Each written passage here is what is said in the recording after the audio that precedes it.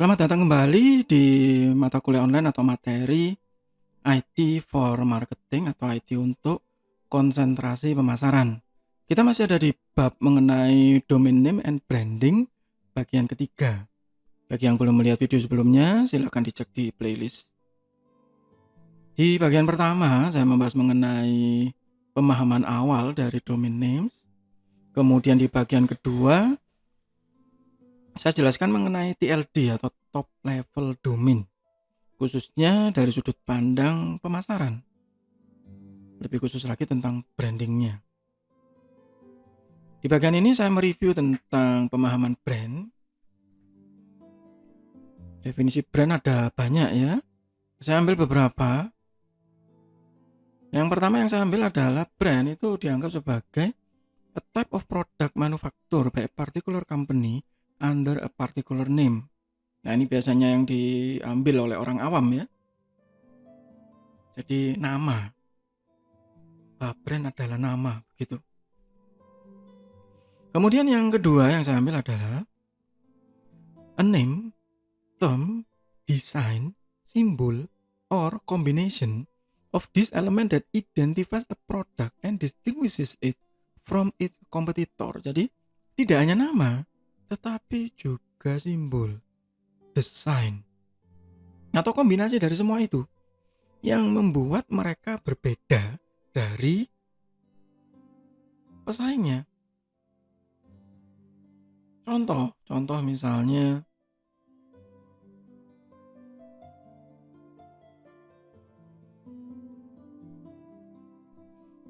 saya sebut misalnya Bank Mandiri gitu ya, dengan desain simbol yang ya mirip-mirip flyer ya, kemudian BNI 46 dengan simbol kapal layarnya, Pertamina yang berubah dari kuda laut ya menjadi simbol yang lebih dinamis, yang bahkan tanpa menyatakan bahwa itu Pertamina, orang sudah tahu bahwa itu adalah Pertamina, orang sudah tahu bahwa itu Bank Mandiri.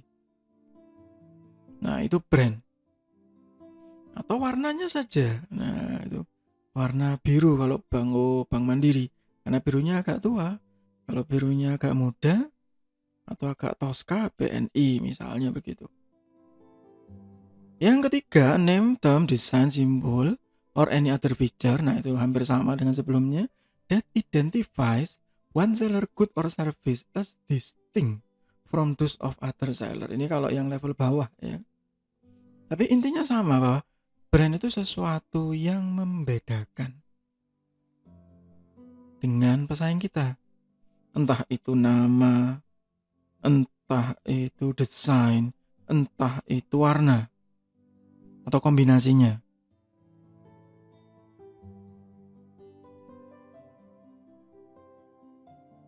Branding itu sangat penting. Kenapa? Karena dia membangun product recognition. Jadi kita tahu. Ya, seperti yang saya sebut sebelumnya, misalnya Aqua gitu. Itu berarti air mineral.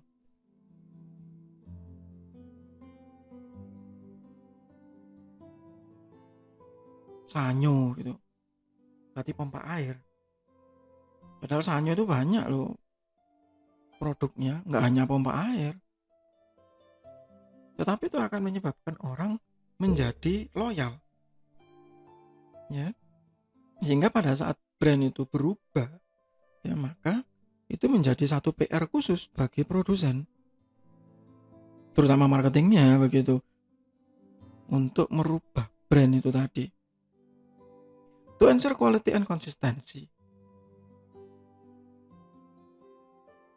Karena merek tadi itu mencerminkan kualitas.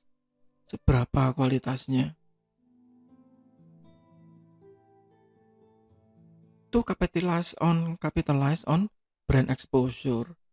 Nah, bahkan brand itu tadi menjadi senjata utama atau menjadi modal utama.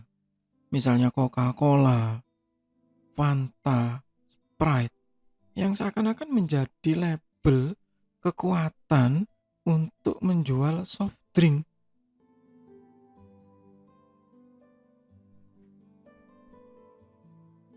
Masih banyak itu di toko-toko kalau ada orang datang kemudian beli. Mbak beli Coca-Cola merek Pepsi loh. Nah, itu yang berbeda ya. Nah, apalagi kalau itu dihubungkan dengan exposure. Help company extend their product into new target market, new product line, and new categories. Nah, ini jika dihubungkan dengan domain names, khususnya pada saat vendor atau perusahaan tadi atau perusahaan produsen tadi ingin mengembangkan sayap ke internet, maka dia butuh brand exposure. Nah, exposure ini yang harus didukung oleh domain names yang tepat. Customer are more willing to try new product that carry a name they are familiar with.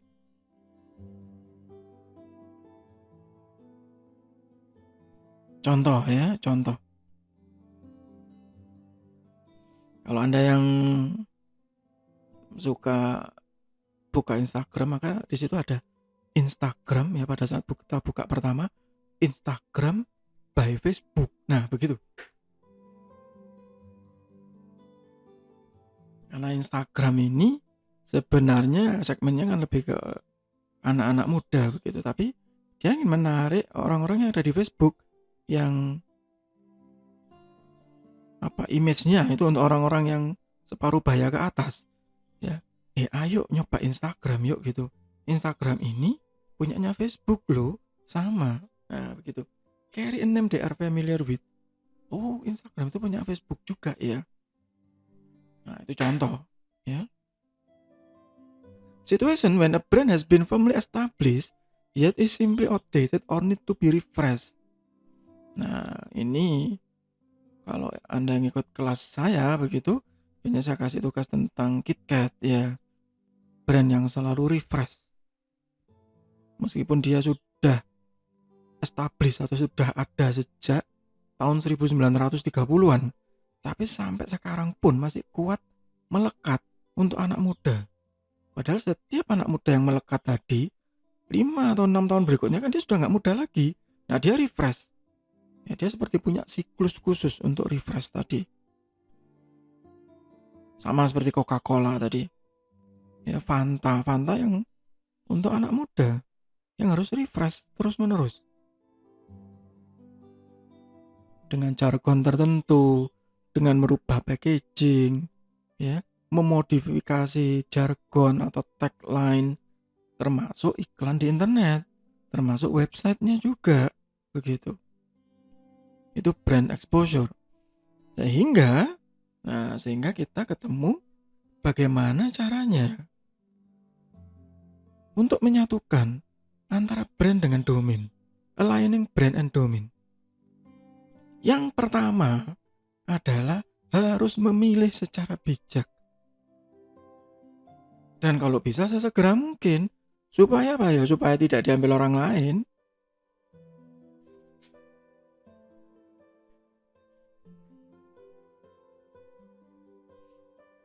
Yang kedua, seharusnya tidak panjang-panjang. Misalnya, minuman beraroma jeruk paling terkenal.com ya, nggak masuk akal sih gitu ya.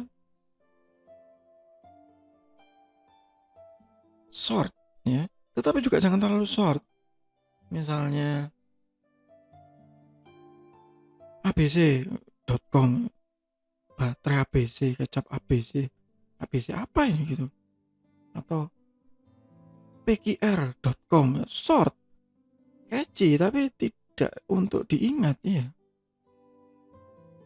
Itu kenapa short itu sekarang cenderung seperti frase atau gabungan dua kata yang membentuk arti baru. Misalnya Bukalapak itu dua kata sebenarnya, Tokopedia ya, Liputan 6 dua kata, Stockbit. Nah, begitu. Semuanya dua kata tapi tetap pendek dan catchy gitu ya. Gampang diingat dan gampang diucapkan.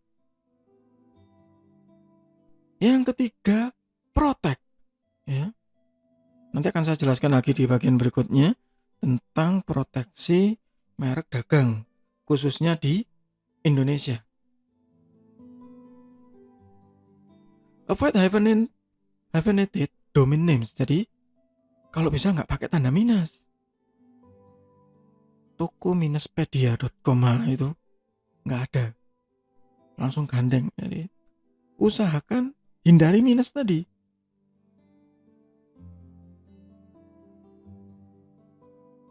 Cek availability on social media site. Cari terlebih dulu. Saya sudah nyari Pak di GoDaddy, di Namecheap, tersedia.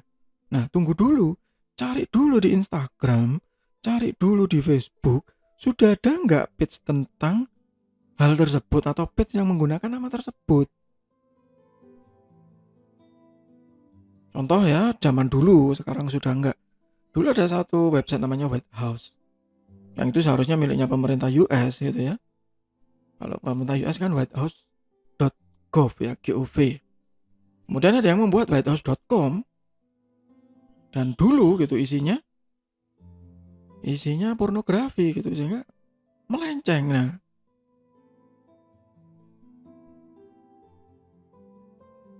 cek dulu ketersediaannya. Kalau memang masih ada, alhamdulillah. Kalau belum ada, kalau sudah ada, cek dulu isinya apa itu pesaing kita. Jangan-jangan melenceng jauh. Nah,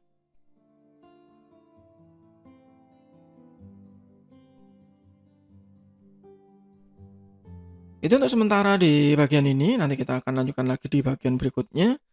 Masih di bab mengenai domain name and branding.